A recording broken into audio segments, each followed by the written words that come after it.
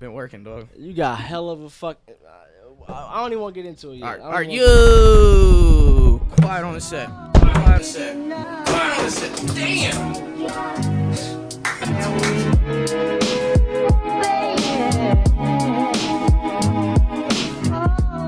What's up, everybody? This is PhuckWithPhilly live from the PhuckWithPhilly studio with your host, MC Ali Rondo, Aaron on the Phone Talk, and fresh off his new single Roleplay. Our guest today, Treway Lambert, guys. Give it up. Yes, sir. Yes, sir. Yes, sir. If y'all don't know about this dude, first of all, 2-time Grammy. Yes, sir. Am I right? Yes, sir. All right. What else, Rondo? So you started off young. I'm assuming you started off in the church. Yeah. Bing. Right. Church. All right. So, number one, you started off 16, you got in the church. You had a number one billboard on a gospel church, in the gospel genre. Yeah. Crazy part is I didn't start playing drums when I was 16. I started when I was 3. I started playing professionally when I was 8. Damn. And I started playing like... Wait, so what's professionally mean? Like, what do you mean? So professionally means was like an artist, like a top tier artist. So you was playing the drums for artists at 8 years old. Yeah. It was a group out back in the day called Bohemian Fifth. And they were like co-signed by I forgot the guy's name. He used to have a TV show on MTV.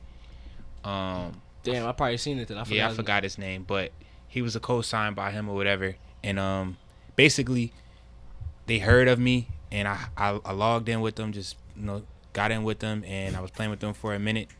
And from that I just was traveling. My mom had me going to like different clubs and stuff like that. The spot called the 5 Spot in Philly. Spot called Worm Daddy's. Spot called. Oh yeah, Spot, it's crazy. My uncle know the owners of Worm best Daddy's. chicken and waffles. Yeah, ever but I was going to Worm Daddy's when it was on Front Street. So it used to be on Front. Ah, okay. Not by the water. Yeah, like by the water. Yeah, like yeah. Right by the bridge or whatever. So I was going there, and my mom just had me in the mix, man. And mine, like you said, church. I was growing up in church. My grandfather's a pastor. My dad's a pastor. Hell yeah. My mom was singing in church choirs and all of that stuff. And I feel like every good musician start off in the church. yeah, it's kind of crazy. For real, like, it's I an believe that. it's a anointing, as what they call it in church, man. It's a different type feeling. You know what I mean? Like it's like you can play, you could be good at your gift, and I'm not knocking nobody that wasn't raised in church, but it's different when somebody from church gets. There's passion in there with people with the music. You feel that. I mean, people are grooving and dancing and everything. So, starting off at 3, I'm guessing your parents were musicians, or were they just involved in the church and wanted you to get into that? My mom was a singer. My dad was a singer. My family members are like singers. My uncle was a musician, and my other uncle, my father's side, was a musician. So it was in my blood. You know what I mean? Like it was something it was in me. You know what I mean? I couldn't really knock it. I don't know how to play sports. I don't know how to play. All I know is music. Were you into other instruments at first, or was drums like your first love? No, that was it. My mom tried to get me to play piano, but she said I wasn't really fooling with it. So I started just playing drums. And when I got to middle school, I went to GAMP, Girard Academic Music Program in South Philly. Oh, great. And when I went there, they tried to get me to play like trombone, because there was a whole bunch of other musicians, other drummers there. So I was like, all right, I'll try it out, So I did that for a minute, and I was actually like first trombone in like orchestra and marching band. Oh, for real? Yeah, I don't know how. I guess that's like my favorite instrument, one of my favorite instruments. So trombone. But yeah, just the sound of it. It's like a religion, like a church called House of Prayer, right? When you ever get time, go look up the House of Prayer band. It's like so Bing, basic House of band. Prayer. Yeah, so they basically don't have like keyboards and nothing like that. It's all brass instruments. Yeah, it's great.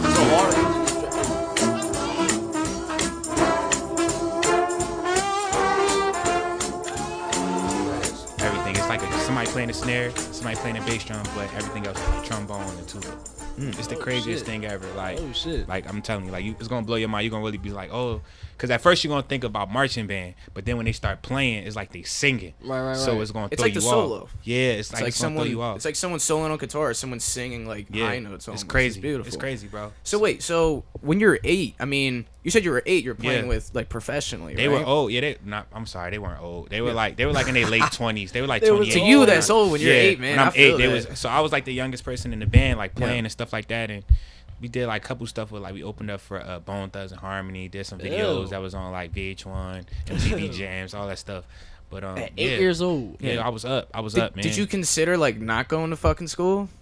Maybe your parents because honestly, like in my household, it's like it's mandatory you go to college. You know what I'm saying? Like, my mom has her doctors, my aunt has her masters, everybody like up. You know what I'm saying? Like, that's not, so that's not it's an not. option. It wasn't really an option. Like, even when I got into middle school and I got to high school later, and I started traveling with Ty Tribbett, who I was playing with, who I got the Grammys with. I wasn't playing with him. I was just around, and my school allowed me to like travel with them. Like, it was like. It was okay for me to leave school early or That's like tough. miss school. And you went to a music school. Yeah, I went to right? music school. Yeah. So they better be fucking cool. Yeah. With that. So by the time, the crazy part is, by the time I got to 11th grade, when I started recording the Fresh album that went #1 on the Billboard charts, I was leaving school at like 12 noon every day.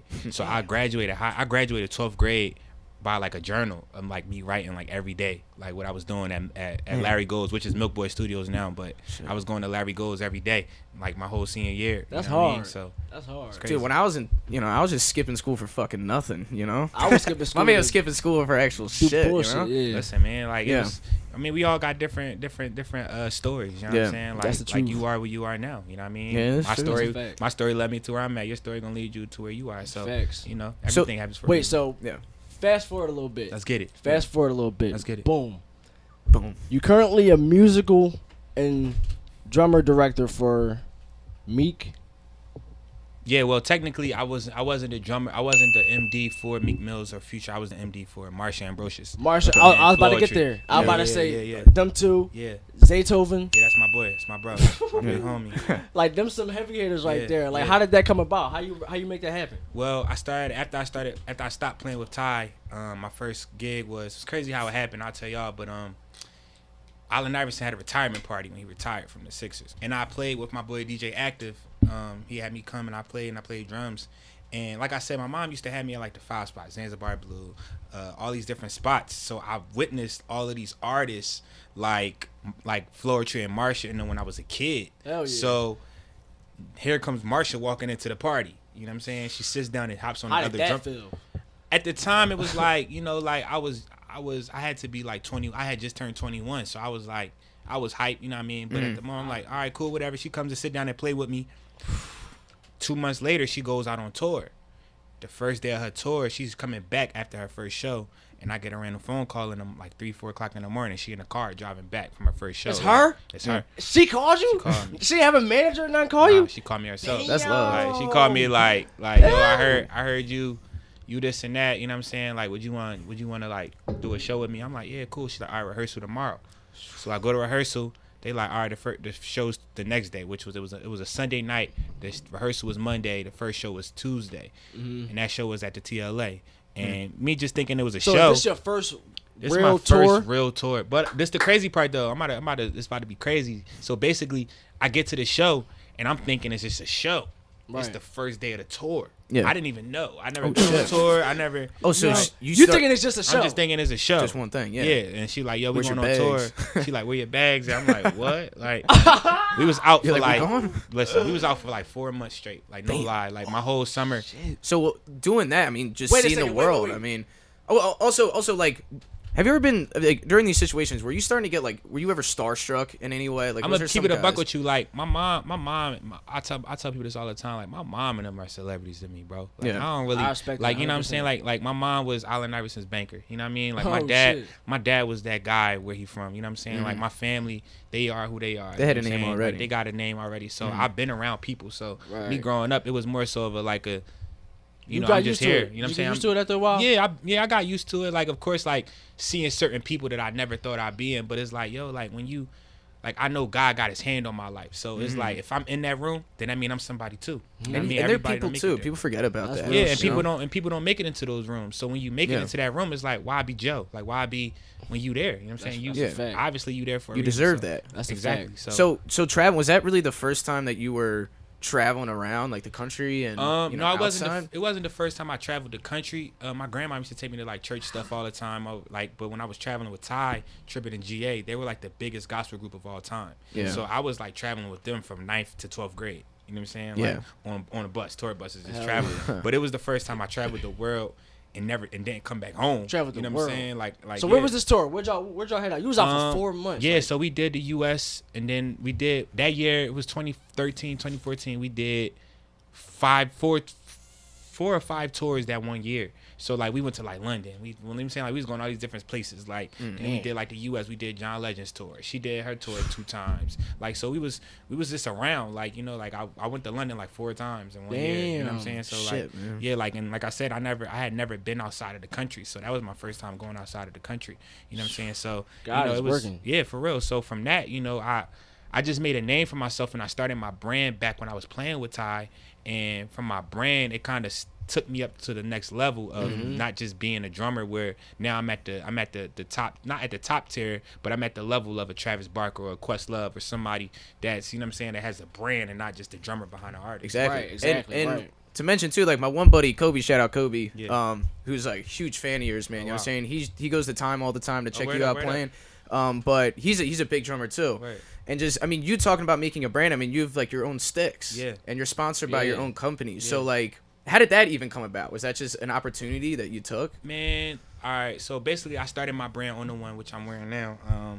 It basically is just you know it's a music term to stay on beat, but I made the one your goals and your dreams. I wanted to get endorsed by a company, by like drum companies and music companies, Yeah. but they wasn't really paying me no attention because of the artist that I was playing with wasn't like a top level artist in their mind. You know Yeah. what I'm saying? Like I'm playing at church, so Okay. in the church world, I'm playing for the top artists, but in Right. the big world, I'm really not. see what So you're saying. I went back the next year at NAMM, which is like a big like it's like a car show for musicians. So they got like everything, mics, all types of stuff. Like Right. So long story short, the next year I went, I had like t-shirts, hats, bandanas, rubber bands. I had a vlog. I had somebody recording the me. silly I had my bands. mom. I had everything. Got bro. Silly everything. bands. You know Yeah. those silly bands, Jones? Yeah, I had that was like like shit. the Live Strong bands. Yeah, like, yeah, them yeah, Jones. those I are had, hell I had all yeah. types of stuff, cards. Oh, I had nah. everything. Like so from that, like you know, I went there that time promoting myself. Like this is who I am. I'm Treway. I'm on the one. You know what I'm saying? Like this back in 2012, 2013 when it was 2012 when YouTube wasn't really lit. You know what I'm saying? Like, I started a vlog and I was getting like 1,000 views in like an hour. You know what I'm saying? Like now you get 1,000 views in 10 minutes. You know what I'm saying? Right, so right, like right. at that moment I'm like, yo, I'm lit. So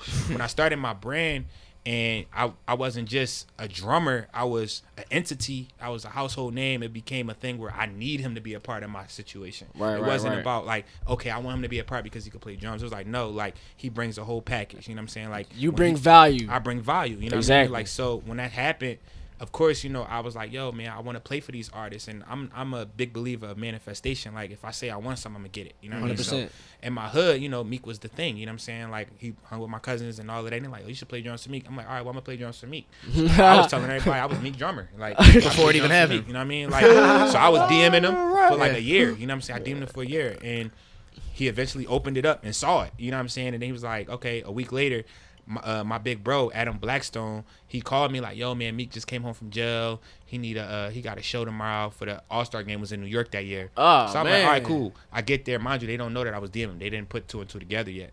So I get there, do the show, boom, first sound check, boom, hit the cymbal. He freaks out like, yo, what is that? Like, you know, I'm not used to that. Mute the drums. I'm like, all right, I don't know how. So we muted the drums.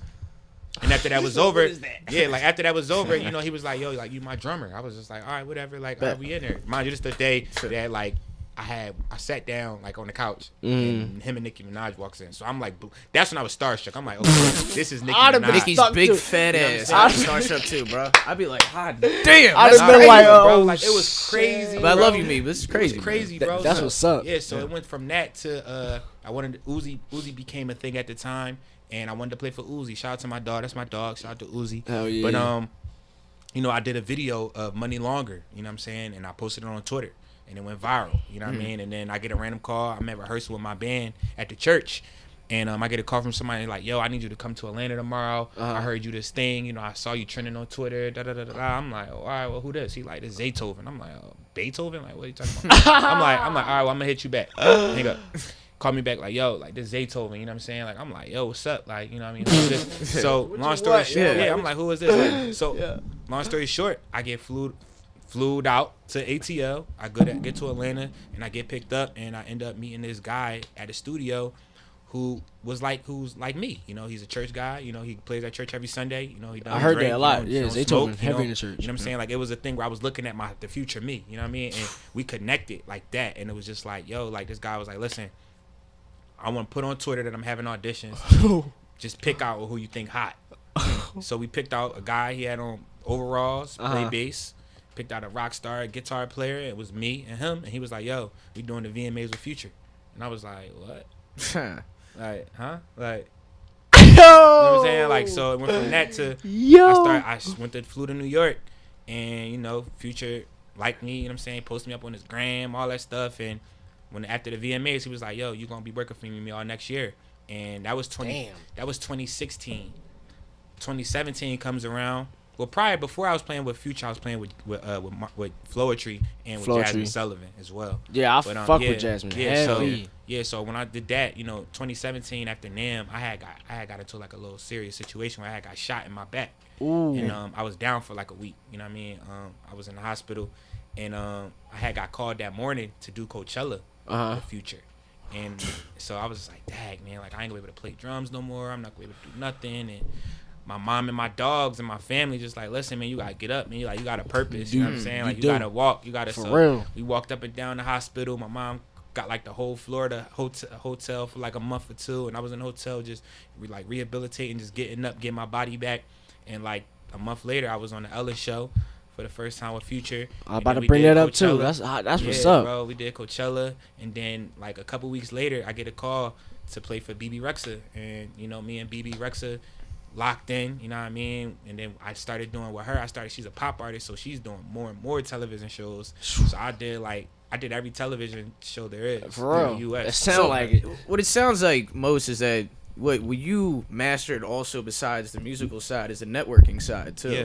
So I mean, how important do you feel? Because I feel like a lot of musicians nowadays, they find a hard way to market themselves. It's more like they get marketed as a group. I mean, how important do you feel as an individual it is for musicians to network themselves? Man, I feel like it's very important because at the end of the day, like you have moments like this, like where we at right now, like we in quarantine, like if it wasn't for me doing my brand and me having a vlog, having a television network, having a radio show, having, you know what I'm saying, teaching, you know what I'm saying, like mentoring, starting my own band, starting my own brand, you know what I'm saying, like if it wasn't for me to make these connections outside of just being a musician behind somebody, like I wouldn't be comfortable right now. Not to say that I'm comfortable, but I would be. I agree with you 100%. We were just talking about that. Like we made it this, and like we started this. I feel like at a perfect time because then when it started coming, and then it's like we start getting revenue from sponsors and all these other things, and it's like like a year and some change. Yeah, you know and that's how it's supposed to be though. Because at the end of the day, like that's how I feel, bro. Like I feel like I'm at a perfect position where I'm able to be an example and be able to show people like, yo, like it is possible. Like I never switched up. You know, the reason why I'm blessed is because I play at my church every Sunday. Any artist you hear me playing with, they know Sunday, Trey either flying out after church or you gotta be home Saturday night or at 6 a.m. Sunday to be at church. So it's like I'm getting blessed because I'm consistent with God. You know what I'm saying? Like God. And then he's consistent with you. Facts. Because it's think about it. Like why would I continue to get blessed by him and then I'd be like, you know what, I'm up now, so I'm off you. Yeah, that makes sense. Exactly. You know what I'm saying? That's not a vibe. It don't. You wouldn't do that. You wouldn't do that to none of your friends. You know exactly. What I'm saying? If I'm broke and my dog give me $1,000, I ain't gonna leave him. Exactly. You know what I mean? Like I'm not gonna be out on him. You know what I'm saying? That don't make sense. So also, do you feel like the consistency of going every Sunday too, even when you were a kid, like kind of made you like this drive that you have? I don't think it's a drive. I think is a thing of thanks. Like I think is a thing thankful. I'm thankful. Like I'm grateful. Like I'm not like my mom didn't force me to go to church because she like you gotta go to church. You gotta go to church. No, I had to go to church because it was my way of life. It was my way of understanding my purpose. You know what I'm saying? When I got shot, I found my purpose. Not to say I didn't know what I was supposed to be doing prior to that, but I got comfortable, you know what I'm saying? I got comfortable in a state of thinking that I was untouchable. And when you get like that, it's like you start doing stuff you're not supposed to do. And when you're anointed and you're chosen and you have a situation like y'all have, like you can't go to certain places, you know what I'm saying? Like you can't be in certain places. You can't hang with certain crowds. You can't hop in certain cars because at the end of the day, if you going, you done messed up the other half of the situation. You know what I'm saying? Like, don't fuck me over. Or your friends, that's here, that's supporting y'all. Exactly. You know what I'm saying? Like, they like, dag, like I was looking forward to being here watching y'all do this because y'all were making my day. You know what I'm saying? Like y'all was helping me when I was having a bad week and I knew I could come and I can listen to y'all to uplift my spirit. So that's that's the type of thing I'm at. I felt that. Yeah. Damn, that's real rap, bro. I might cry. Cat, bro. No I cat. feel you, bro. Real Cat, shit. That's bro. real shit though. Serious, So I mean, bro. I'm guessing like, I mean, do you also like with the church? I mean, besides the musical part, it seems like, I mean, do you do any kind of teaching? Do you do any kind of motivational stuff? I play like drums that? at my church. That's it. I play drums and sing at my church. That's it. You know what I'm saying? Yeah. I think like I do mentor, I do teach, like I go to different schools and stuff, and I talk. Like when I'm on tour, I always go to a music school in the city, and I teach, like talk to the kids and do like a little clinic thing. Hell yeah. But prior to that, like no, like that's not my thing. I think I'm very outspoken now because of what I've been through, and now that is like. You can talk. Yeah, I about can it. talk. Like, you know what I'm saying? Like, I'd rather tell my testimony than to sit back and just let people that haven't experienced what I experienced yet or want to experience what I'm experienced, like, not have no guidance. Like, I want to be that person, like, listen, like, this is what I did, this is what you shouldn't do, or this is what I did wrong, so you should do it like this. You know what I'm saying? Like, I'd rather be that person. Yeah, because in order to receive, you have to give. You know what I'm saying? Like, so I'm not going to sit on the prize, you know what I'm saying, and not share it to the world or share it to the next up and coming, because how selfish am I? You know what I'm saying? That's a fact. Like how selfish am I for me to not really be like, yo, dog, like tighten up. Like you can't miss a flight. You know what I'm saying? Like, yo, like you gotta be on time for lobby call, because you know what I'm saying? Sadly, being a black musician, like some white artists don't. It's hard. You know what I'm saying? Like I feel you. One wrong turn and they might be in love with you because of the culture, but the management may not be in love with you. You know what I'm saying? Because it's still business. So they may just be quick to knock you off. Or if I tell my white friends like, yo, dog, like. Be careful, you know what I'm saying? Like, certain stuff you can't say, you know what I mean? Like, or just be careful business wise or whatever. Yeah, like, man. just in life, period. Like, so for me, it's just like I'm at a place again, man, where I'm just like, yo, I'm growing up, I'm getting older, you know what I'm saying? Like, I'm in a position where I can talk and people gonna listen, and why shut up? Like, why be quiet when I know that if I'm getting blessed, why not help somebody else get blessed? Or why not introduce somebody else to God? Or, you know what I'm saying? Like I don't bite my tongue when it comes to religion, because at the end of the day, like, I'm an example of religion. You know what I'm saying? Like why be fake when people want to be like us? You know what I'm saying? Like, that's a fact. No offense, but look at all these artists that's trying to be these spiritual leaders. You know what I'm saying? Like, you know what I mean? Kanye now. Right. You know what I'm saying? Like, where is he? Well, Kanye came in as a religious guy. You know what I'm saying? Yeah. Jesus Walks with. I mean, I know College Dropout was like the thing that really put him. Don't he have like a church or something? Well, he had the. I mean, Sunday school. He had like the Sunday Sunday song. service, and shout out to all my friends. He That's don't do a that part no of more, do he? That was a while ago. Nah, Yeah, that was a minute. because I think, you know, after a while, I feel like, you know, the people that are talking right now are the ones that's supposed to be talking.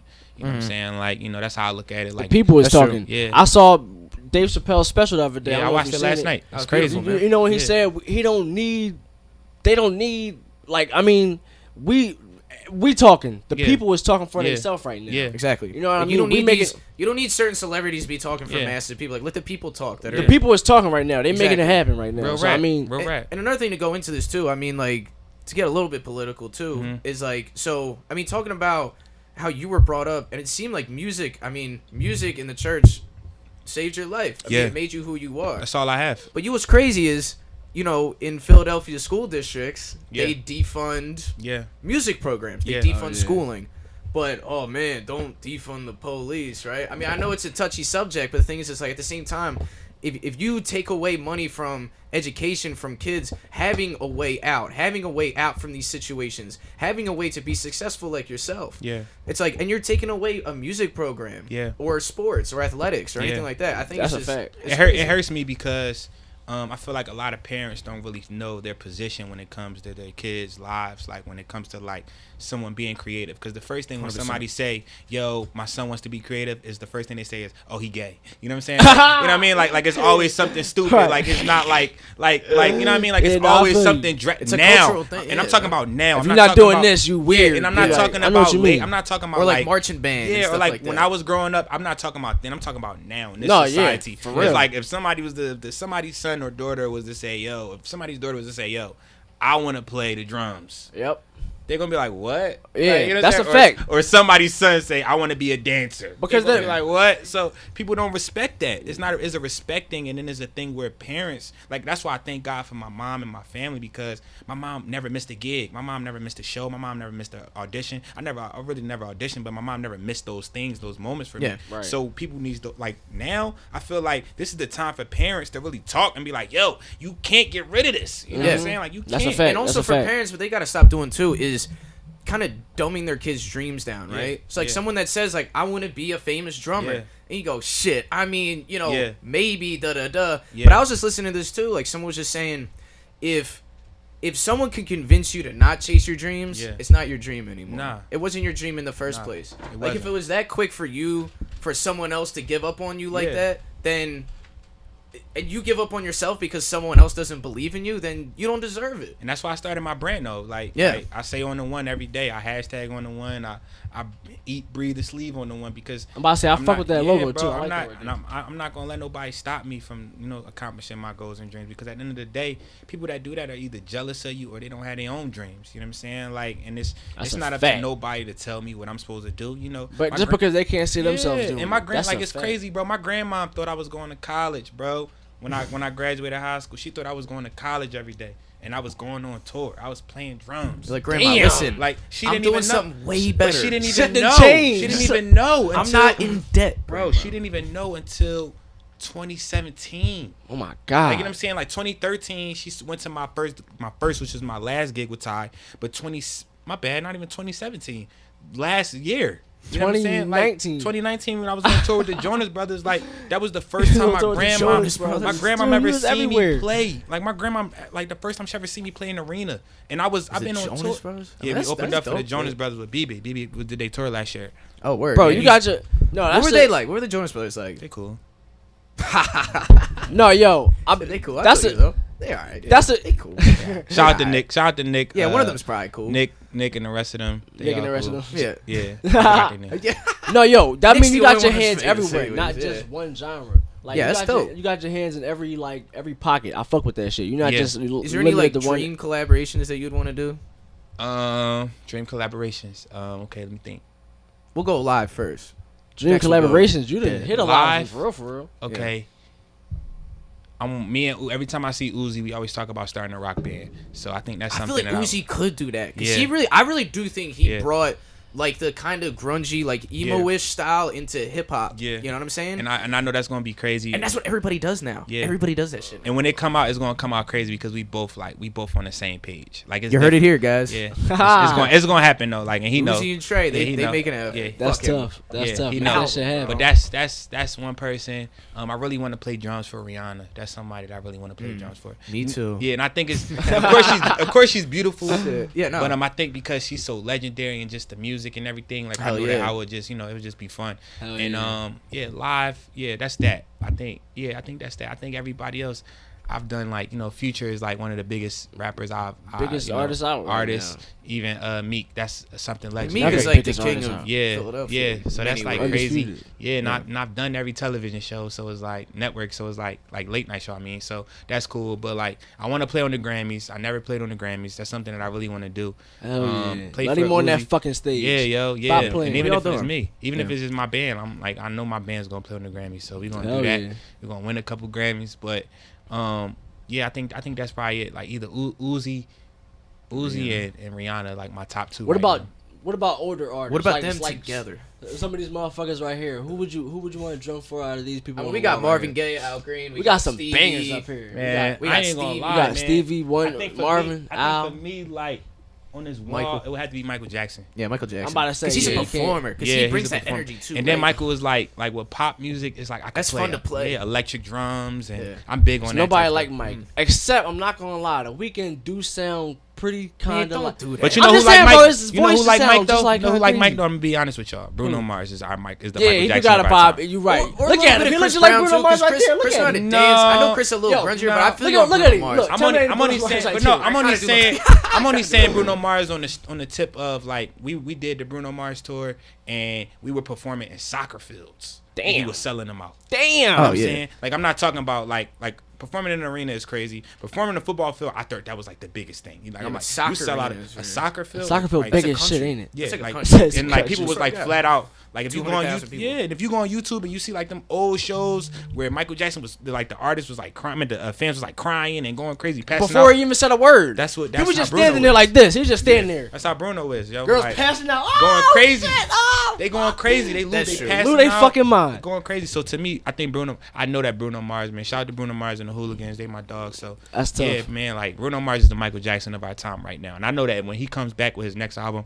it's gonna blow everybody's mind again. It's gonna be a lot of music. A lot of people real quiet right now with the music. I feel like a lot of people gonna drop some bangers after this shit. Kendrick too. Kendrick been quiet for a long time. I feel like he gonna drop some heat. He's probably working, you know what I'm saying? That's the thing. People always, they like this microwave ass rap shit now, you know what I'm saying? They're like, bro, I made this song in a day. And it's like, yeah, I could tell, you know what I'm saying? It's like, you know what I'm saying? Like, the fuck? They're like, man, I made this whole album in a week. It's like, all right, bro, like, the thing is, people don't like to slow cook shit no and more, that's how right? I feel. You like, bro. Anything that's microwave rap. It gotta be like cook that shit in the oven. You want to turkey? They're like, why has it been a year? You want that shit to roast? It's been 2 years. I'm adding seasoning to it. I'm letting it marinate in the fridge. That single I dropped, man, was 2 years old, bro. It took us 2 years to do this album that we about to drop, man. So like I sat on it, like I sat there and every time I got in the studio, I just was molding it and creating and making it into something. Hell yeah! Like I did the vocals in 2018, in February 2018, and it's 2020. You know what I'm saying? Like you just dropped the single. I just dropped the single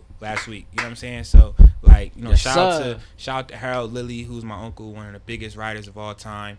Shout out to Gavin Williams. Shout out to my boy Mike, man. Shout out to Vidal Davis. And most of all, shout out to my big brother, my big homie, DJ Jazzy Jeff, who allowed us to record that's a heavy shout out right there. You know what I'm saying? At his crib. So that's a Philly legend if it is bro. one. I ain't gonna lie. He is. He's the reason why, man, honestly, people don't really notice, but the Touch of Jazz was the house, the home for every neo soul artist that came out of Philadelphia. You're not lying. The ball. We had a dude on here on the podcast probably like almost a year ago. Mm-hmm. He played at Sigma Studios. You know what that is, right? Yeah. He used to. He was the sound engineer. He was the sound engineer. He worked Jim Gallagher. He worked with Stevie. Actually, his first day. He worked with probably half of these motherfuckers on this wall. Yeah. His first day, he worked with BB King at Sigma. And he said that was a crazy moment. That tell you something about Philly. I don't know what it is. It's just something down here. That's just greatness. The other one, Aaron.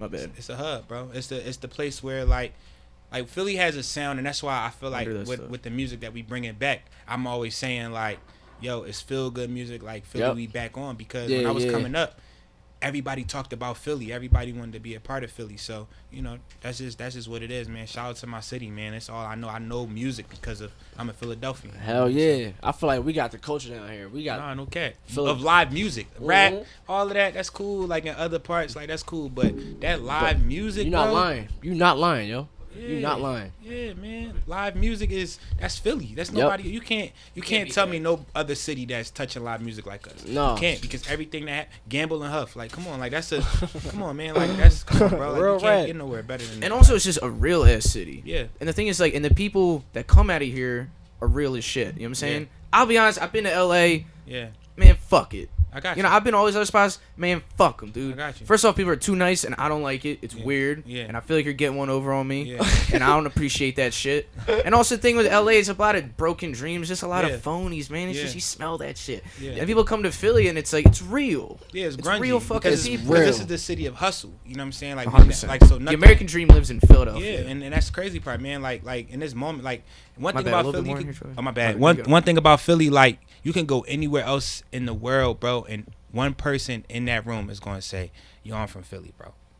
Yo, you're not lying. No cap. Like, you can go, yo, I went overseas, bro. I've been overseas a lot of times, bro. And I'm telling you, there's always one person that's from Philly. I went to I was in Morocco, and some guy was running the ATV thing. Was like, yeah, I'm from Philly. I'm like, the fuck you doing here, bro? I was in Dubai, bro. No lie. I know a shorty that lived in Dubai for a little bit. Listen, bro, and somebody, because like over there, like the plane rides to different spots, like back and forth, is cheap. So they fly a lot. They don't really take trains like this. So like somebody flew, hopped on like $150 flight, got to Dubai and came to our show. Damn. From Philly. From North Philly. Dubai? From North Philly. In Dubai. Like, what's Dubai like? From the crib. Oh, man, Dubai. Is it like Vegas? Dubai's probably beautiful, bro. It's like a. Is it really all sand down there? They got roads and shit. No, of course they got roads. Well, Dubai's a man-made. No, I ain't never been on. No, it's like millionaire seats. No, it's a man-made city. It's a man-made city. So they have their own everything. They have their own. And that's fucking crazy. They're not connected to the world. That used to be straight desert. Yeah. There used to be nothing there. No, they built it. And if you saw it, like, even I think it was like 25 years ago. It wasn't there. It wasn't shit. It wasn't even anything. It wasn't nothing. It wasn't there. But I mean, just the like futuristic and shit. So traveling, was there any place that really blew you away? That was just like maybe a place that you're like, whoa, like this is crazy that I'm in this country or this city Dubai. or this place. Dubai. Yeah, I was about to say. You wanna know what's crazy? The week that I was in Dubai was the same week that I was in the hospital. The year prior to that. So I went to Dubai in 2018 and I got shot in 2017, February 27th. And February 27th, 2018, I was getting on a plane headed to Dubai. So you know, it's just crazy. The same week, I left the same day I got out of the hospital. All of that stuff, like so. And you're like, nah, I'm in Dubai. I'm in Dubai, Hell bro. yeah, that's a we fucking living, hustle so. right there. Yeah, bro. It's But the ladies out there are beautiful. We actually had a pretty lady from our high school. I won't say names, but I got you. she started dating one of the princes out there. Yeah. She was in Malibu and for like treatment for something, right? She was sick for a little while. And then she met this guy who lived in Dubai, and she was they were dating. She thought, and then was like, "Yo, let me take you." He's like a prince in Dubai. So then they go back to Dubai, and she's like one of 30 girlfriends. Yeah. And she was mad at first. Then she's kind of like, "I am in Dubai." And she's like, "Can I bring my friend?" And he was like, "Yeah." And he just brings her friend over, and they're just chilling. She met like Kanye. She met like the Kardashians, Chris Brown. Yeah. Did some shit with Chris Brown. That's funny. She said he was Aki, but I was like, he probably like hit like 8 joints right before. It's all right, you know. Don't get mad about it. Listen, man. Yeah, it's crazy, bro. Dubai was definitely like life changing. I want to go to Dubai. I ain't gonna lie. I ain't When never you been to I need Dubai. some money though. I feel like good. I'm about to say, You probably got treated right out there in your performance. We was up. I'm not gonna lie. It's the only thing That's is the only like way to do it. you can't smoke weed over there. So that's Really? like, no, you get locked Ronald up for can't that. go. Yeah, you get I don't locked know up if I'll for be that. able to go. Because you gotta think about it. It's one of the cleanest. It's like one of the cleanest places on earth. So it's like it's nothing but it's royalty. You know what I'm saying? Like so like it's all just like kids was pulling up and like coming to our show. They was pulling up in like the G-Wagon 4X4s, like the big body G-Wagon. Like kids like 19, 18 pulling up in Maseratis and Maybachs and stuff. Like that's what type time they on over there. You know what I'm saying? Like kids. So like you gotta think about it. Like there's no bars. Like you only could drink inside of the club. So like even when you go to restaurants, you be like, "Can I get a drink?" That's not happening. Oh wow, Yeah, bro. Like, but the crazy part is everything is next level. You know what I'm saying? Like, nah, that's true. You went to the mall and there was a whole aquarium in the mall, like with sharks. Like in the mall. In the That's mall. interesting. While you're walking through the mall, you're just seeing sharks. Yeah, no lie. Do you think because people aren't drunk and high and all that other shit, like it's kind of like you get nice things from that? You know what I'm saying? That might be a thing. No, I think. I mean, I know it's the culture too. They just got a shitload of money too. Yeah, that. I bet you their crime rate is low. Yeah, because like I said, like I think they got money. There's nothing. I think that when you there, you're not like of course when we went to the club, they was bent. But I think in those moments of experience in life, it's like, all right, you know, but Muzz can be high, Muzz can be lit and turned up, but like just taking everything in, like real life taking it in is a different feeling than looking at a shark in the mall high. You know what I'm saying? Like that might be crazy. You know what I mean? But I feel that's like a moment of like you high, you looking at a shark, you're gonna be like stuck. You're gonna be like, yo, that's a shark. Yeah, I'm be like, yo. But like when you got your kids in there and you sober, you like, yo, man, like I'm experiencing this moment. I'm embracing it different. Like going to the Burj Khalifa, which is the tallest building in the world. Like what's it called? It's the Burj Khalifa. The Burj Khalifa. Burj Khalifa. Yeah. And, all right, so explain this to me real quick. So, I like shit like this, like big structures. You said what's it called? All right, so how'd it go? It's the biggest. It's the tallest building. Yeah, it's bro. the tallest building in the world. So basically, like. Do you know what the building is? My bad. What you mean? Like, what is the building? It's a house. Like it's apartments. It's apartments. Yeah, that's where like the princes and all of them. They all live up there. They live in the clouds. That's where the shawty was at. Yeah, Probably. that's probably where she was at. Like the rich. Yeah, and like it's so crazy that like inside of the building, like you see cars like going up to the top. Oh, they send their cars up there? Oh, crazy, bro. Shit. God damn. Yeah, there's a guy that I follow on Instagram that I kept looking at his, like, he had, like, hundreds and, like, he'd buy, like, off-white sneakers by, like, the hundreds. Like, he'd be at 100 pair of these, the ones. Man, that's not right. Right. So, say that shit for somebody. Yeah, but in his crib, you could look down, and I'm like, yo, like, I've seen that before, and I'm not looking, I was like, oh, he live in the Burj Khalifa. Wow. So, yeah, it's crazy. Who lives on the top floor? I don't know. Like, you know, I want to know who the fuck that is. It's probably an old That's dude. like head Illuminati boy or something. No, because it ain't even. Because like I said, bro, like Dubai isn't a city of. It's just a city for rich. us. Yeah. It's a city for it's like the Arabian, like those type of people. Like so. And also a lot of people to go back on the thing about like you said they wouldn't drink at bars or in public or smoke weed and stuff because it's a very modest culture. Yeah. You know. Like, I date a Muslim woman, too. She's from Bangladesh, right? So it's just kind of like, the Muslim culture is very modest in a way. Like, they don't like to be, I don't know, it's like their appearance and how they are in public is very important. Yeah. And, like, the image of their family and the image of those kind of things. Yeah. But then also, you know, in Dubai, I mean, they're buying, like, $10 million cars. And oh, yeah. they got yachts, and I didn't even know there's water. They actually have thing. the biggest racetrack, too. Yeah. You know how people say money Lamborghini John. Can't buy happiness. Mm-hmm. I know it probably can't buy happiness, but shit, look. I'm pretty sure you be Shit, a fucking yacht would happy. make me pretty happy. And that pretty fucking happy. what's it called? Burj Khalifa. The Burj Khalifa. Burj Khalifa. Yeah, Whatever Burj the fuck. Khalifa. Can't You even be say happy it. in that joint. Yeah. Like shit, man. But you never know. You may not be happy. That's true. Because, like I said, like even the guy that bought 100 pair of shoes, he may be feeding something that he can't get That hold is of. You know what I think it is? That is true. I think it's money. I think money can just take care of a lot of the problems. I mean, I take care. It'll just be a peace of mind, Loki. You just wouldn't have to worry about a couple things. And that's pretty nice to someone who has been broke before. You know? Someone who's like life revolves around keeping their head above water. Now I think money can buy happiness. I don't think it can buy love. And my thing is, there's a lot of people in their lives that have never really felt or experienced true love. Yeah. And that's something that you chase those guys that are buying $100 pair of shoes or making hundreds of pairs of shoes or all these cars or these materials because they probably never felt like love. Because the thing is, like, maybe they were just, given a bunch of shit as kids. Yeah. And and if you're given a bunch of shit when you're kids, you usually take it as like, this is what love is. Stuff, shit. But then your parents are out all the time, or you're getting raised by a nanny, and like you don't really know your family or your community or other people, but you got a bunch of stuff, That's all. And you think I could keep buying shit. Maybe I'll find that thing one day, and you never do. Because I feel like you just don't find love from money. That's true. Right. I feel that 100%. I think that's a fact right there. You could buy women, but that's not love. That's a moment. That's a moment. It's a moment. That's a snap in time. And if you gotta buy them, they definitely don't fuck with you. I'll tell you that. Exactly. Yeah. If you gotta buy it, you probably you know what I'm You saying? gotta buy them. You gotta keep buying them. Yeah, you gotta keep buying them. You know what I'm saying? The price will go up next time too, probably. So I want to say, fellas, like, look, I mean, we talked to the exotic dancers on here before, and they're great. Yeah. I'll say that. But the thing is like, I think I don't get the fellas that be going to the the titty bars and all these other things. I don't know. I mean, I get it's like a release kind of thing, but man, it's like, what are you doing? Like going to strip club and stuff? Yeah. I mean, I like going to the strip club. I mean, it's fun. If they got good food. No, well, you gotta go to Atlanta. You get the good food in Atlanta. That's true. Atlanta, they give out lobster and all that. And I feel like every club. Oh yeah, Atlanta, like there's a lot of black people. Yeah, the reason why when I'm in Atlanta, I go to the strip club to, of course, see women, but it really just begin trying to get the food. The food be good as ever. Like, that's how to get you in there. Yeah. See, in Philly, they ain't got no good food in there. I don't want to get the food in these strip clubs in Philly. Maybe Delilah's. I haven't. Daydream's got some. I don't know.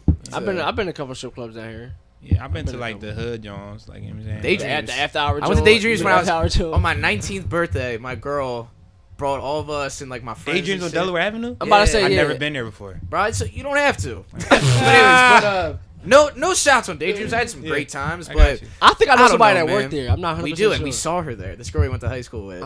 She came out on stage, saw like all my friends. We all went to high school together, and she was just like, "Turn around." She just didn't come out. That's a we're bad like, yo, I'm not, whatever. Yo, Jen, come out. That's her name? No. Yeah. Okay, yeah. I'll cut that out. Remember? Yeah, cut that out. Cut that. Damn, that's crazy, man. But yeah, so I mean, so in Dubai, who were you playing for? BB Rexha. Oh, that's awesome. Yeah, BB Rexha. Yeah. We was on tour with the Jonas Brothers. I mean, not the Jonas Brothers, with Bruno Mars, and she had to do a show. Did you meet Bruno? You met Bruno? Yeah, we hung out. Probably cool cat. Cool, real quiet. He likes to party. Heard he likes to party. Nah, he's quiet. He's quiet cat. Yeah, chill. He's out here likes to party. I mean, well, maybe because we was we was on tour for a while. We was on tour for probably stay focused. Yeah, for a minute. He working. It's probably exhausting. I mean, all right. So for people, because I've never been on a fucking tour. No, but if they're on tour, that's work. No, that's what I'm saying. How exhausting? That's a business trip. Tour. I mean, is it exhausting? I mean, because a lot of people. I've never been on fucking tour. Have you? I think it depends on like who you on tour with. Like the Meek tour with Nicki, we did the Pink Print tour. That joint was crazy. You know what I'm saying? We was turned up. That shit was probably. Yeah, I feel like Meek knows how to enjoy himself. Yeah, like we was going to parties every night. Yeah. Every night it was a party. And then like Jasmine Sullivan's tour, that was different because we were a family. We were all from Philly. You know what I'm saying? So that was something. And then going on tour with BB, it's up and down because like it's a pop tour. So like some days it's cool, some days it's not. Some days you're tired, some days you know what I'm saying, because it's like every other day. It's not every day. Like, but during like the Flourishing tour, we did 53 shows in 53 cities. Okay. You know what I'm saying? Damn. So every day I was somewhere different. That's fucking crazy. Crazy. So like I was tired, but I was turned up. You know what I'm saying? Because it was like I know that like, all right, I can get off stage, we can go to a jam session, or I can get off stage and go find my friends to go eat, and then get on a bus and go to another city, wake up and do it again. You know what I'm saying? So I did that for 56 shows in 56 days. Is it hard finding energy to, because I mean, I've seen you play at time, and I've seen you play at a lot of places. Yeah. And the one thing that's cool is you always bring the same energy, which is energy. Yeah. You know, so is that hard to do after? I mean, you're going to the same place every day. You're with the same people. I mean, half the time, probably when you're up there, you can't even see the crowd, right? I mean, because it's all the lights and shit. Bro, like, I ain't even gonna lie to you. Like, I mean, you've been doing it for so long too. Man, every day, anytime I get on the drums, bro, it's turned up, bro. I never had a moment where it's like I'm bored or I'm tired. Like I feel like I can be tired beforehand, but by the time I get on them drums, bro, because that's all I got, bro. I feel you, dog. I don't have nothing else, bro. Like, you know what I'm saying? Like, I got my friends, I got my family, I got my brand, I got that. But like Muzz can go out and be like, yo, I'm about to go roll up, or like I'm about to blow some steam, or I'm about to go to the bar and just drink my life away, or I'm about to go play ball, or like me. I'm about to. But it's nothing. I'm not. No, I feel you. Yeah, I'm not. No, I know what you mean. I'm saying like that's my. Everyone's got their. That's my drug. You know what I'm saying? It's between drums and church. You know what I'm saying? So like when I get on stage after, like, I had a big breakup, you know what I'm saying, like 2 years ago, and like I didn't have, like, I was so messed up. Like, I went out and I was like, all right, maybe I'm gonna try to drink. You know what I'm saying? Like, it was like I try this, and thing. I tried it, and I was like, just like, you know, like I'm not. Let me correct myself. I don't like drinking either. Well, yeah, let me correct myself though. Like, I'm not like like, I'll drink with my friends. Like, I'm not, but I'm saying like I'm not like I can go weeks and months without drinking. You know what I'm saying? I can't remember last time I was drunk. So like for me, it was like in that moment of like being in that breakup, like I had to go to LA and record music because. It wasn't nothing else for me to do. You know what I'm saying? So with drunk, so to answer your question, bro, like, no, I'm never tired. I'm always I always drink an energy drink before I go on stage. So that definitely gonna have me turned up. But I'm on, like, this last Jonas Brothers tour, we was only on stage for 17 minutes. You know what I'm saying? So like Okay. I was. That's a all I nice had. little set though. Yeah, but that's all I had. You know what I mean? I think it was like 27 minutes, but it was going by fast. But in that time, like, I'm getting my rocks off. Right, you know what I'm saying? Yeah. Like that's the moment for me to really like. All right, I'm walking on stage. Your drug. I'm walking out to a sold out show at an arena, 40,000, 35,000 people, like, God every damn. night. You know what I'm saying? Like if you So not the first time doing that, did that ever, like, just going out there and looking and just seeing on the blew my people? mind. Like, did they look What like was the ants? They biggest? probably like little was dots. there one where you were out there and you were like, Probably the soccer damn, field. this is a lot of Soccer people. field, right? Yeah. Or you said, yeah. Coachella was crazy. Yeah, I was about to Like, say, that shit Coachella's probably- Coachella was crazy. It's like, Even doing the Bruno thing, it wasn't ours. You know what I'm saying? Like, we was going out opening up for somebody. Okay. Coachella Future was the headliner. Damn. You know what I'm saying? Like, he was the headliner at Coachella. So it was like, when he walked out, it was like everybody that was there to see him. You're the man, Trey. Yeah. You're the man. Yeah, bro. So 150,000 people, 20,000 people watching and going crazy and knowing the lyrics, and God, that's a different feeling than, all right, they here to see Bruno, but they going to take us, we opening up. You know what I mean? So that was crazy, man. That's and what's bro. up, man. Yeah, that thing, Coachella was the crazy. I The mean, crazy. I feel like it's even.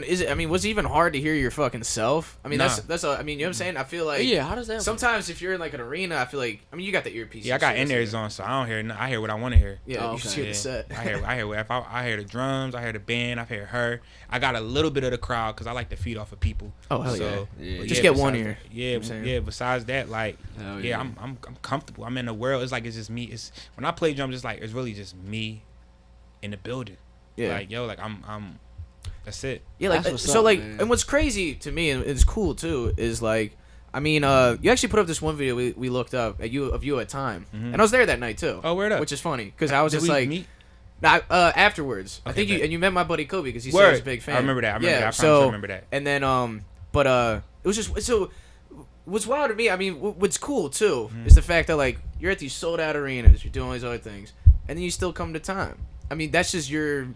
You know, you're obviously not doing it for the bread or nothing. I mean, you're coming to Time to fucking hang out and have such a good. My favorite bar in the city, to be honest, because I mean, Yeah. you Time walk got a in, vibe in there, bro. too. To the left, live music. To the right, a little chill spot. Upstairs, you want to dance with some ladies. Yeah. You know what I'm saying? Go Yeah. dance with some Little ladies. rat. You know what I'm Hell saying? yeah, that's another Every vibe in time there.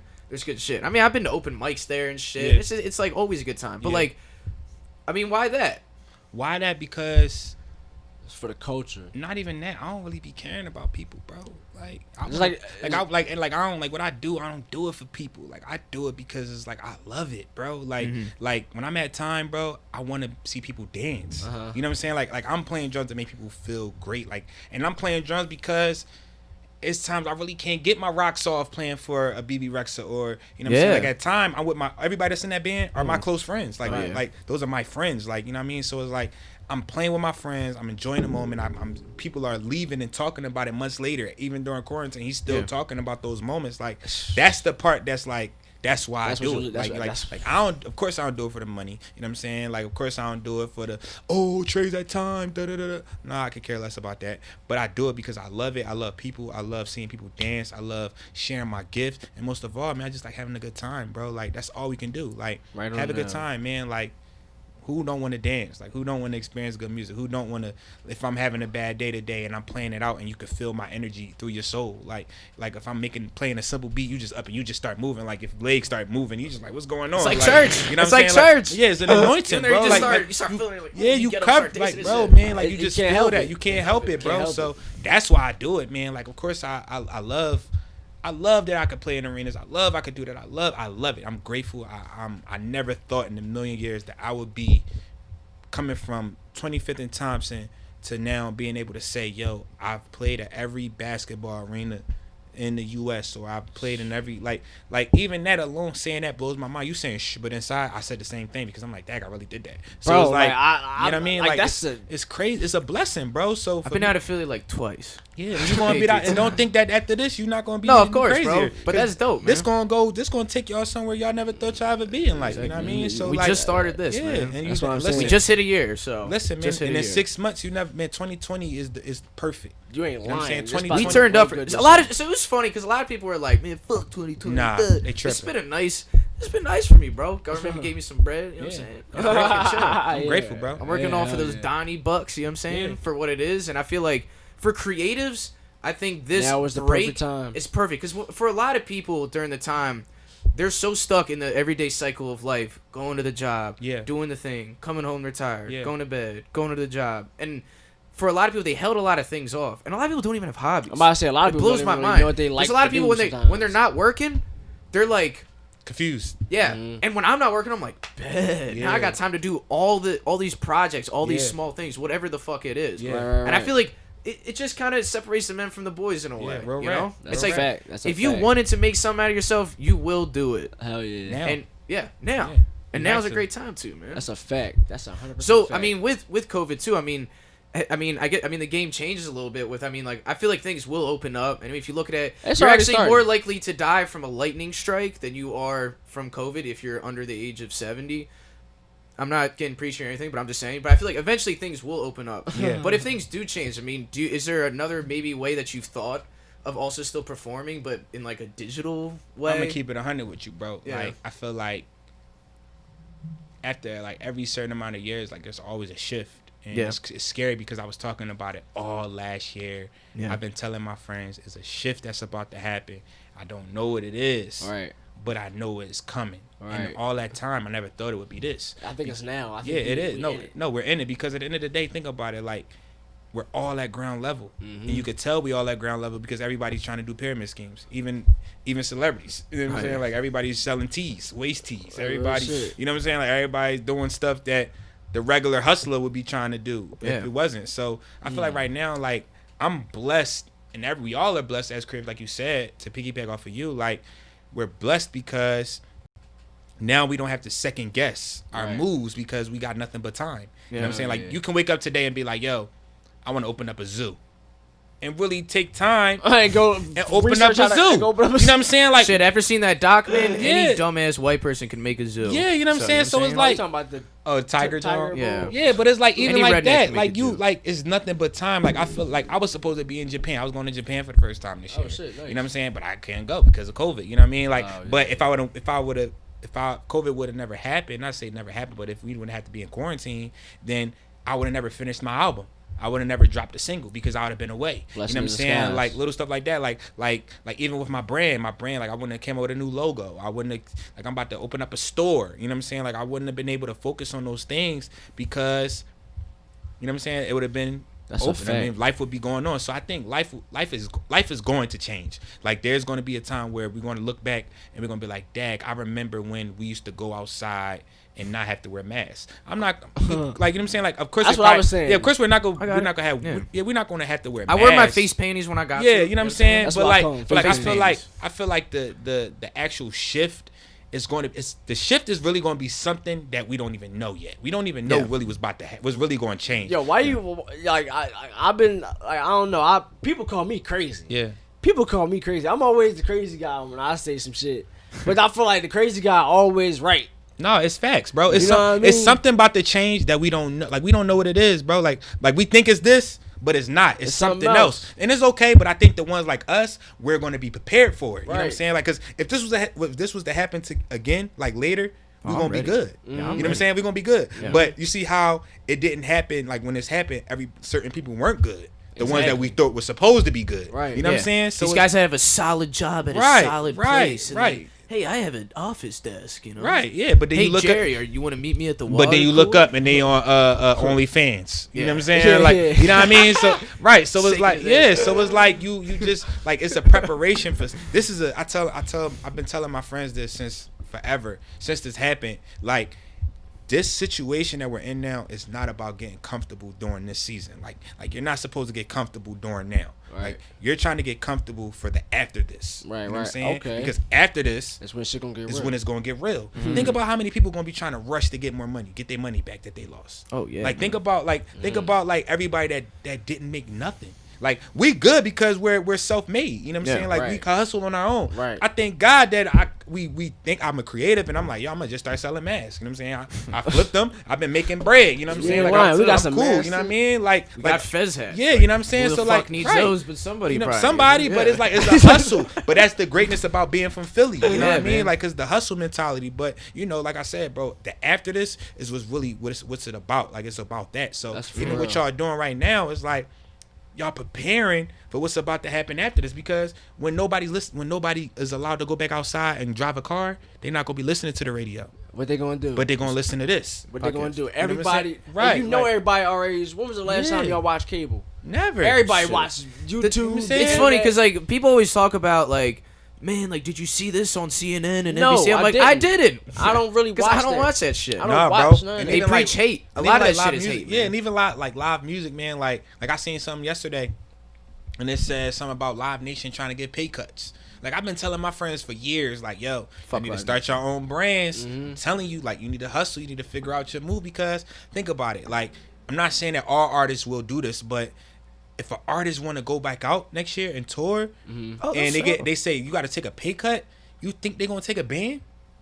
No, they taking their friends. Like, you know what I'm saying? Like, they gonna take their friends first, right? Take their management, right? Take the lighting person and the DJ, right? We're the last thing on the list. You know what I'm saying? So like that's why I'm grateful that I started my band and I was able to like finish the album, because now when y'all take y'all pay cut and y'all don't want to pay for a band, let me open up for you. Yeah. You know what I'm saying? Let me be the one that open up and I'll play for you. Just give me that money. You know what I mean? Like check my resume. I don't even know if I want you to post that online. You know what I'm saying? But like, yo, like it's just a side hustle. You know what I mean? Like you just gotta really think about like, yo, the after this was really what it is about right now. Like focusing on what's next. Because if you focus on what's now and then they say tomorrow the world is open, what you gonna do? That's we still that's cool. A fact. You know what I'm saying? And there's options, you know? Yeah. I think what will happen eventually is I think it's only fair is that if you have a show or a thing or a restaurant, I think when you come in there should be this little paper that you sign that says, if I get COVID from here, it's not your fault. Because that's what companies are doing. They don't care about people. They're gonna make you have to sign a waiver. Corporations that do all this shit, like they make a little commercial and they're like, yeah, you know, we make masks too. We do that. We love you guys. Stuff like that, right? My thing is, what they just want, they don't want to get sued. Yeah. That's why they close all this shit up. That's why Disney World's fucking closed. They are. That's why all the churches are closed. Because that's what I'm saying. They just don't want to get sued. It's insurance. Like, you know, you ain't got to do that. So my bad. Go ahead. I'm sorry. No, I was saying, I think if you could just have a thing, an option where it's like, hey, I'm cool. I want to go to this show. I want to see you perform. I want to go to back to fucking time. That's all. Like when you do, what's the thing they do down the Halloween or haunted house thing? I'm about to say they do make you do that. Even when you on roller coasters, die. If you pass out, I ain't got nothing to That's do all with you- that. Yeah, What why if- can't they do that for this shit? You know? But I think they're gonna do that, and I think I think they're gonna do a thing where they're gonna be testing people and denying you, and it's not gonna be about race. It's gonna be did you see the update? Yeah. Did you see the iPhone joints? what? I seen my phone updated this morning, but I Bro, ain't know. like I saw something that said go on your it's like a it's a health joint. It's in your health app joint. So pretty much what they do is it's a COVID-19 tracker thing. Yeah. So like I think that's bullshit. You know what I think that I does? don't know what it is, but I I think think- if you come in and tell you when you come in contact with somebody with Oh, it's like in your area. I saw that. yeah, Bro, that's Is that the real? whole- Like that. Is that real? Yeah, bro, it's in the health. I know I think can find it. It's this in is the a health new tab or way, I feel like, of profiling and pretty much keeping people down. You know what I'm saying? something. Because, like, look, if you don't like a certain neighborhood of people, right? Yeah. Guess what you do? You infect their phone and make their phone say that they all have COVID. So then now they can't go back to work, right? That's what I'm. Or let's say you don't like Indian people, or like the government's like, man, there's too many Indian people or something, right? I don't know.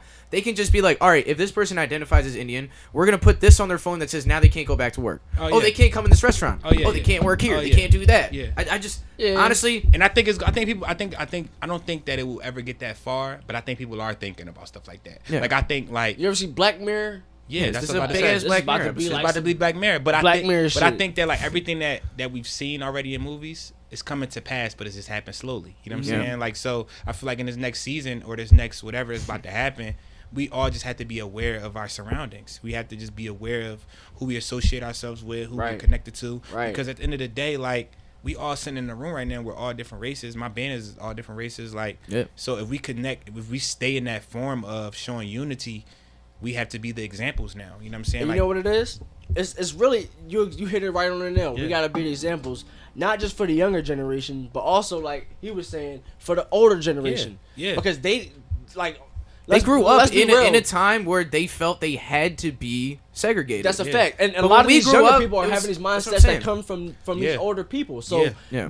we obviously done figured this shit out. Yeah. Kill You the know old what I'm people. saying? no cat. It's just a no cat. You know what I'm Just saying? We joking. obviously figured this shit out. COVID's so already it's- doing that. So maybe God, I'm not. It's our duty. Oh my god. God's like, I see all these racist. God fucks. damn, we Yeah. gonna have to edit this whole shit out. Nah, man. All right, fuck it. No, but what I'm saying is, No, I got you. Yeah. I get you. Yeah. Yeah, I like- understand that. But that goes back to what we talked about when we first started. Like the reason why I do what I do, man. Like we had to be examples. Like I feel like Exactly. we don't have like there's nobody saying like there's people that are saying I'm going to be the example, but they're not telling other people that you are a leader. They're telling them to follow me. Look at what I'm doing. I'm doing this. There's a lot of eyes, but there's not a lot of you can. You can do this too. You And this can is move how. this way. And right, this is how. Like, because I think, like, you know, being an example, you're showing them how, but you have to, like I said, like you have to still be willing to tell them that it's like, yo, you're able to do this too. You know what I'm saying? Like, you got people that flash money all day on social media, and they're like, yo, I got this, I got But this. they don't I'm give up, it back I'm to up. the community or nothing. No, but not only that, because at the end of the day, you think about it, if you come from nothing, you ain't giving nobody nothing. Like, like just like that. You Yeah, I going, feel you you. going, I'm saying you're gonna keep it amongst yourself. So Yeah. I don't respect it, but I get it. I But get it, I yeah. think I that I get think it, that yeah. showing people in your hood, like, yo, this is how I got it. So let me 100%. invest into something. Let me build a house up and show you. hell yeah. You know what I'm saying? Like, I'd rather that than, you know what I mean? But so that's the difference of what Yeah. we have going on now. Like you said, being an example. This right here is an example. You know what I'm yeah. saying? Like, if y'all was to say, you know what, I'm going to do this, I'm going to give y'all a nugget. It just comes sometimes. So I'm going to just tell you. Like, y'all doing this thing right now, and then y'all say, you know what?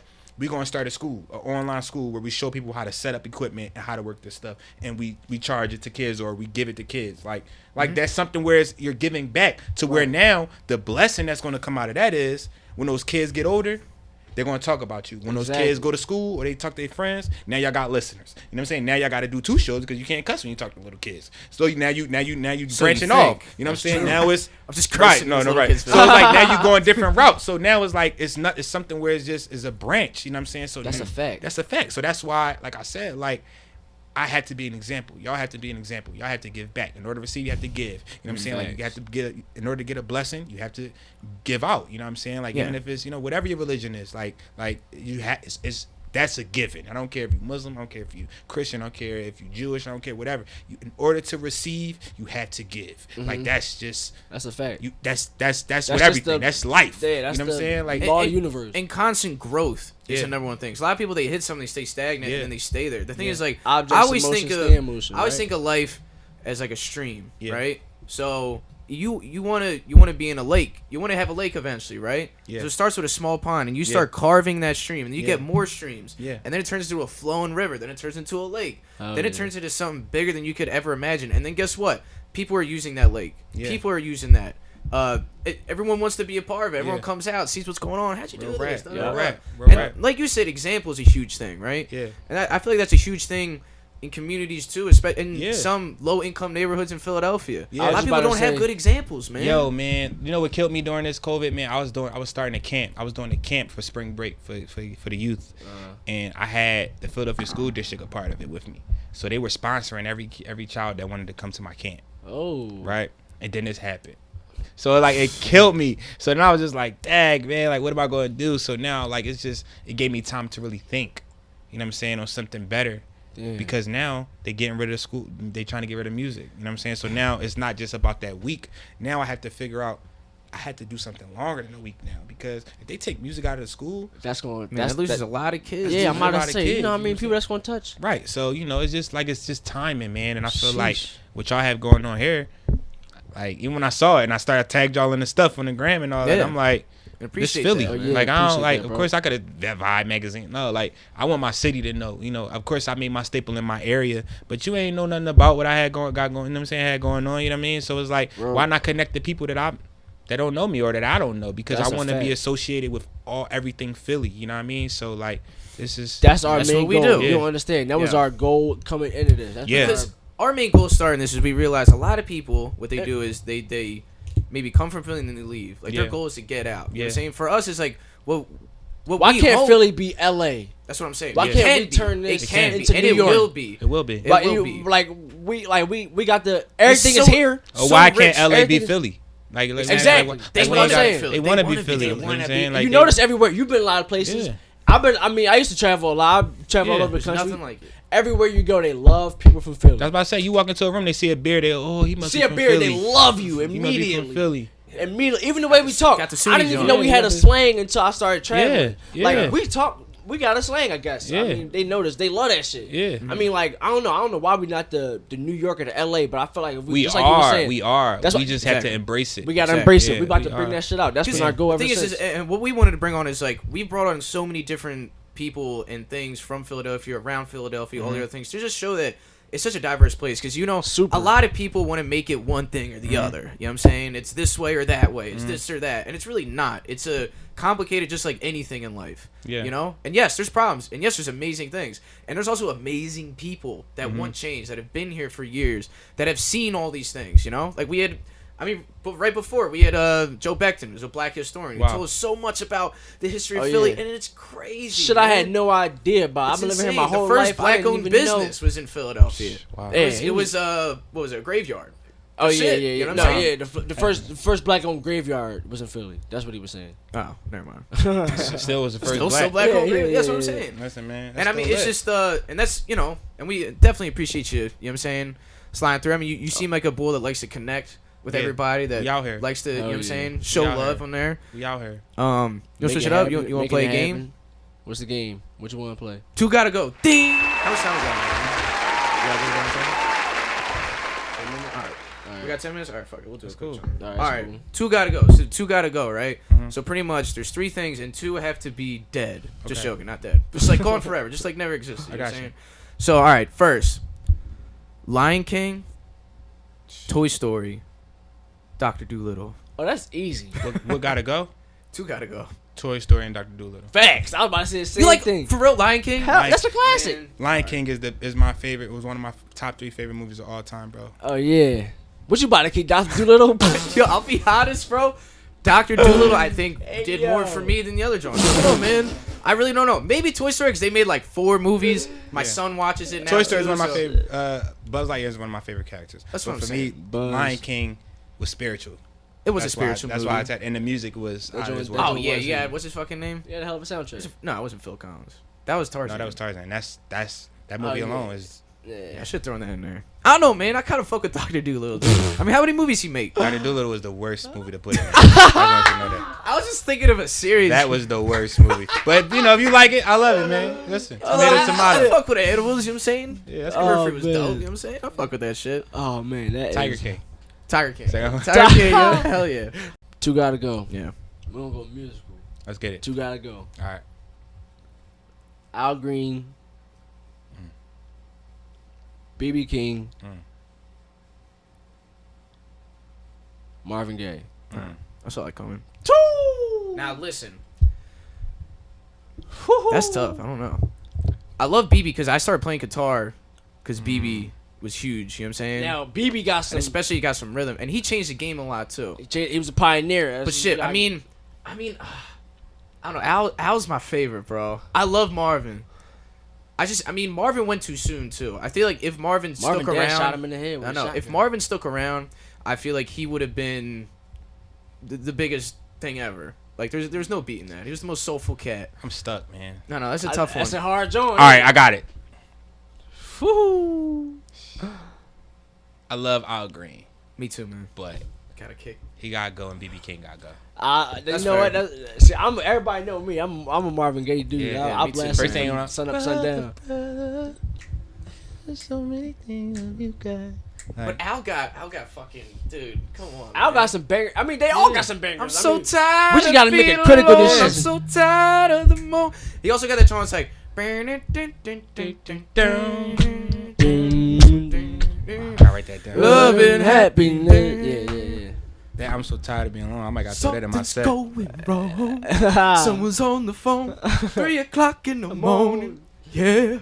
Yeah, that's a hard. I'm gonna have to keep Marvin too, though. I'm telling you, bro. Marvin Gaye, bro. He just Marvin. That's my home. His pop blasted him, which is what was that over actually? I never knew what that was. He was high or drunk. Probably. Really? I think his dad was drunk or something like that. Yeah. Well, they had a bad relationship for a long time, and actually his dad wasn't in his life for a long time, and then came back in his life when Marvin made it. Tried to make it work, and his dad was just fucking pissed, angry, drunk, and that's a pretty bad thing to do, man. He took away one of the most talented people of all time. In his era, he was at doing the that top. shit, bro. That's brother. Yeah, know, that's wild. That's wild right there. But you think about it, like, will people like that be able to survive during these times? And that crazy? Musically? Yeah. See, I always wondered that. Like, why is that music not really that? Because like, why is it microwaved, bro? To me, I feel like the reason why. Because honestly, if he was out, I would listen to that nigga. You damn right. The closest thing to like that type of music to me would be like, you listen to PJ Morton. No, I'm gonna have to. I trust your judgment. PJ Morton is somebody who like kind of he like inspired me with my music. Yeah, like he's somebody that's like feel good, like you know what I'm saying. Like you really gonna be like, I'm in love, like you know what I'm saying. Or you gonna just be like, I just love myself. You know what I'm saying. Hey, wait, Don, what was the name of that dude you showed me? The one that died. Remember the dude that made music like Marvin and them back in the, but he made it like recently. You know what I'm talking about? And he died. Dom, can you hear me? He thinking. He like, what you talking about? Because I'm like, what you talking about? I want to know. No, it was recently, and he was actually fired too. Remember you showed me, and we was playing that joint. He was like a bigger black dude. Luther Vandross? No, I forgot his name, but he was recent. Honestly, if music like that was around today, I feel like it's definitely an audience for it. So I feel like it should definitely be. No, I think it's coming back. It's gonna come back. I hope what's gonna come back? It's gonna bounce back hard. Feel good music, and that's why I say that when I drop. Every time I post my music, feel good music is gonna come back because music heals the soul, and you're not throwing on a rap. You're not throwing on a rap song to heal your soul. You're not lying. You could be having a horrible day, a bad day. I'll do every unless new rap it's song. DMX. I'll do it. Yeah, but that's my shit too. Yeah.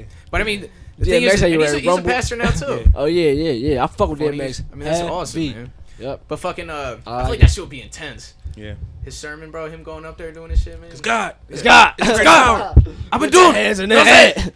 My man's age. Right. You know what he made. Y'all be love. Real rap. For real. No, but I think the big thing is, I mean, like, I'll do every single new rap right now. Do it around. But honestly, you want to know what I heard? It's which harmonic. made perfect sense. Yeah, we Boozy talked about this. No, not even that. There's a lot of music that was out that you can't really top. That music is timeless, right? That's true. Yeah. So what the newer generation did was they found something that was theirs. Yeah, they can't top that. They found something that was more theirs. harmonic. If I know I can't top that shit, I'm not even gonna touch it. I'm gonna go over here and I'm gonna create this thing. And they made their own lane. So honestly, I mean, it might not be like what everybody love, but at the end of the day, you gotta respect it low key because they created their own thing out the mud. It came out of nowhere. Man, I just think it's microwave shit. That's my thing. I think it's quick. It probably easy. is. It's easy to digest. You don't think hard about it. But I mean, what I think it takes away from is music's supposed to make you feel something. But I think I don't know. It's temporary. But I think that was still going on when Marvin Gaye was around. That's true. There was still some like bullshit, like poppy, like. What about disco? Disco was around. What happened to that shit? Yeah, disco. Alright. What if disco came back around? That's EDM. Disco's just EDM. Yeah, that's just EDM. That's still around. That's just like it started off hot and now it's just like, God, shut that shit off, please. But I love EDM. Me too, but I mean it depends on the EDM. Yeah, this you know. Skrillex can't. I mean, I can't listen to Skrillex anymore. I fuck with Skrillex, but it was just like it's just like robots fucking. You know what I'm saying? Because it's not. It's for people that's on like shrooms. Yeah, not even shrooms, bro. They're on some other shit. Yeah, they probably like shrooms like freak me out. Fuck next level. All right, I got one. You got some? Oh, all right. What's just real quick? Two gotta go. Let's get it. Aretha, Lauryn Hill, Nina Simone. Aretha and Nina Simone. Yeah, I gotta keep. Keep Lauryn Hill. We got a lot of the same preferences. I'm not even just saying that on some like. No, I think. What's your reason why I keep Lauryn? I'm gonna tell you. This one song I heard from her hit at the perfect. You ever hear a song that hit hard, like you feel like you in there with her? Yeah. You about to cry. You heard "I Get Out" by her? No. You never heard that? I listened to it on the way home. Bro, that shit gonna fuck you up. For real? Ever since that day, bro, I can't. I love that. I love that lady, bro. I love her to death. I felt every single word she was saying. She was throwing jabs in that joint, bro. I promise you. Listen to that joint on the way to the I promise you. I'm gonna actually message it to you on Instagram so you don't. Yeah, I'll forget get my number before that. Oh hell yeah! Oh yeah, hell yeah. For me, I pick Nina because Nina changed the game for not just black women but also black America. You're right. She was one of the first classically trained black pianists too. She went to France to get classically trained, and the sound is just like it's alto, and then also, you know, it's deep, it's high, it's just she's so the most sampled deep. artist of all time. And also her songs, one of the most sampled artists as well. Yeah. So I mean, think about it. If you got to sample that, I mean, most hip hop songs wouldn't be created. Yeah, a lot. Yeah, most that's other true. things. That's I true. feel like Nina is she's a savant, and I feel like without Nina, you wouldn't have these other people. Since you put it like that, man, I think I might. Yes. Yeah, Nina Fuck Simone, you, Rondo. she is a goat. No. I mean, they some good people, but Yeah, that's facts. It's kind of like Hill, saying getting rid like, of Jordan. You know what I'm saying? Yeah. Like Jordan changed the game. He might not be the best. That's what I'm but saying. He changed the game. See, Lauren, she touched people with music. Yeah. She wasn't No, just true. singing. And she was a good rapper too, bro. She was talking to people. She can spit bars. She can spit. But when I listen to her, it sounds like she talking to me. Yeah. It sounded like this was like church. Yeah. Like a preacher or some shit. I feel like I'm right there. Like, damn, she must have knew what the fuck I was going through just now, because she just hit. I feel violated. She's right at you right now. You know what I mean? Like, I don't know. She just No, touched real people rap. in a different way. I don't know. I fuck with her as an artist. Her lyrics is crazy. That's 100. You know what I mean? But you got any projects coming up? Any shit. Yeah. You probably can't tour for like a couple months when all this shit Listen, died man, down. keep it a buck with you, man. My album dropped in August with the band. It's called Thompson Street. I named it Thompson Street because my church is at 25th and Thompson, and the reason why, you know, we always rehearsed there. We always came in with our music there. We all, you know, so I named the album Thompson Street. So the album is on the way. We got some stuff that we're trying to do in the city, outside, that we're trying to work on. You know, we're gonna have the music scene is gonna come back. It's gonna come back a little bit differently. We got some things coming up too that we'll talk to you about. We got a block party that Oh, that's a I throw vibe. down, so, Yeah, bro. It's a vibe. So hell yeah. I feel like the way it's gonna come back, it's gonna be mind blowing. So just be on the lookout for People gonna be ready. for what we got going on, man. What I have going on as a brand and stuff. So because I'm about to turn it up again, man. So this the time to really do it, man. So Yes, sir. shout out to Treway and the Now Generation and On the One. You dig? You want to do your plugs real quick before we? Oh yeah, let's do it. So Instagram is its_Treway. Ding. Boom. Twitter, it's Treway.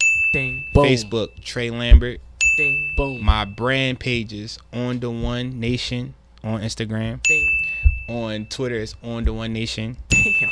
On Instagram for the band, it's the Now Generation. It's _the Now G. Ding. And on Twitter, it's _the Now G. And follow that man on every follow my YouTube. Yeah, follow my YouTube channel. Wait, let him finish. He's got Oh yeah, my bad. Follow my YouTube channel, Treway Lambert. Follow us on Spotify. Shout out to 2,500 people followed us in 2 days on Spotify. Yes, that's sir. a big thing for an independent artist who's a drummer. Hell yeah. That's singing for his first single. Like, we reintroduced ourselves, so shout out to that. I didn't even download it yet. Yeah, man. So if y'all watching this, make sure y'all just put role play on repeat. Hell and yeah. even if you don't, even if you got it muted, just have it on repeat, man. Let it run through the night, man. So yeah, man, I'm just excited and grateful, man, that everybody in my band, they all have stuff going on individually. So if you follow me or follow the band, you'll see everybody's individual moves as well. We got some people that have albums coming out, who have singles out. We have a trumpet player that plays in the band named Arnetta. She plays with Beyonce. We have Sheldon, who plays with the guys that sing YMCA. He like tours with them. You know what I'm saying? Like we have Merritt, who's a pianist and a singer in the band, who has crazy singles out right now. Eric Watley, who's one of my best friends as well. He plays bass for John Legend. He played for Maxwell. Man, and we all friends. You know what I'm saying? We all crack jokes on each other. We all eat Chick-fil-A and cheesesteaks. You know what I'm saying? Like, that's just what it is, man. We came up from the bottom together. So shout out to the band. Shout out to my boy Henry Turf, who plays for Patti LaBelle as well. Man. So we turned up. Simon plays for Marsha Ambrosius, plays guitar. So we up, man. It's turned up, man. Follow us, man. On the one, man. I'm dropping some hats, man. I got a new line. I'm reintroducing my brand with a new logo, so I'm about to drop some hats to start off the wave. So yeah, it's about to be crazy, man. So yes, sir. That's what it is. Trey, we appreciate you coming out, brother. This has been a fun ass time. Yo, thank y'all. Super fun, bro. And hopefully we see you soon. You will. Stay tuned for all the funky shit that is going to happen in Philadelphia. Stay up, Philadelphia. Stay alive. Stay healthy. Love everybody. Be nice. Things will get better. It will. It's supposed to. And we'll be ready for y'all. And until next time, kids, this is PhuckWithPhilly. Get out of here.